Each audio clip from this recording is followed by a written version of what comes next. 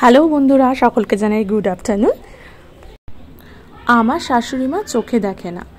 কয়েকটা ভিডিওতে হয়তো আমি এটা বলেছিলাম, খুব বেশি ভিডিওতে আমি এই কথাটা বেশি বলি না।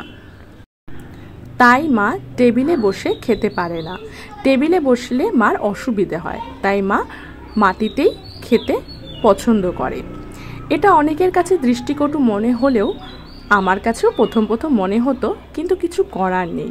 মা এটাতেই খুব বেশি কমফোর্টেবল ফিল করে এবং অভ্যস্ত হয়ে গেছে। সে যাই হোক, ঠাম্মি যে চোখে দেখে না, মাম্মাম কিন্তু আগে বেশি বুঝতো না, এখন যেন বুঝতে শিখে গেছে। তাই ঠাম্মির হাত ধরে নিজের মুখে আগিয়ে দিচ্ছে ভাতটা।